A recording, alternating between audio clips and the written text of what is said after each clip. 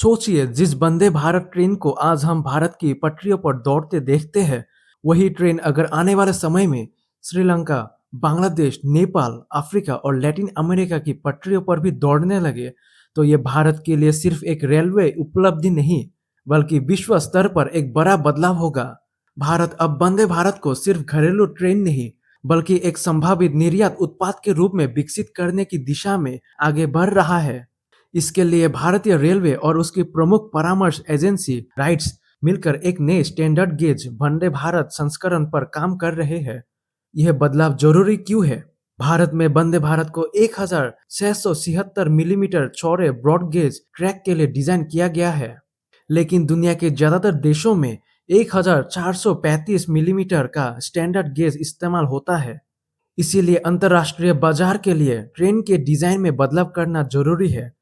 बांग्लादेश, श्रीलंका और नेपाल जैसे देशों की टीमें भारत आकर वंदे भारत की गति, आराम, सुरक्षा और आधुनिक सुविधाओं का अनुभव भी ले चुकी है।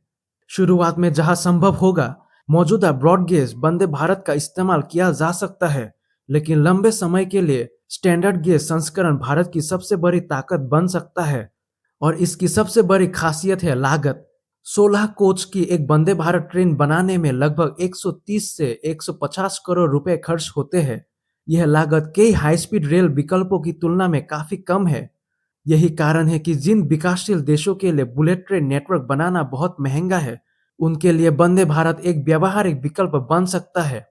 ट्रेन की डिजाइन स्पीड 180 किलोमीटर प्रति घंटा और परिचालन गति 160 किलोमीटर प्रति घंटा तक है। साथ ही इसमें ऑटोमेटिक दरवाजे, बेहतर एयर कंडीशनिंग, कम शोर और आधुनिक सुरक्षा प्रणालियां जैसी सुविधाएं मिलती है। लगभग 90% स्थानीयकरण इसे भारत की मेक इन इंडिया क्षमता का उदाहरण भी बनाता है। RITES पहले से ही अफ्रीका और दक्षिण एशिया में रेलवे परियोजनाओं पर काम कर रहा है। कंपनी संभावित विदेशी बाजारों में वंदे भारत के परीक्षण रैक भेजकर स्थानीय परिस्थितियों में इसकी क्षमता दिखाने की रणनीति पर भी विचार कर रही है। हालांकि रास्ता आसान नहीं होगा। अलग अलग देशों के प्रमाणन, ट्रैक की स्थिति, बिजली व्यवस्था और स्थानीय तकनीकी जरूरतों के अनुसार ट्रेन में बदलाव करना पड़ेगा। लेकिन अगर भारत इन चुनौतियों को पार कर लेता है, तो वंदे भारत सिर्फ भारत की तेज ट्रेन नहीं रहेगी। यह भारतीय रेलवे टेक्निक का विश्व ब्रांड बन सकती है और भारत के रेलवे निर्माण से लेकर डिजाइन और रखरखाव तक एक नए अंतर्राष्ट्रीय बाजार में मजबूत जगह दिला सकती है।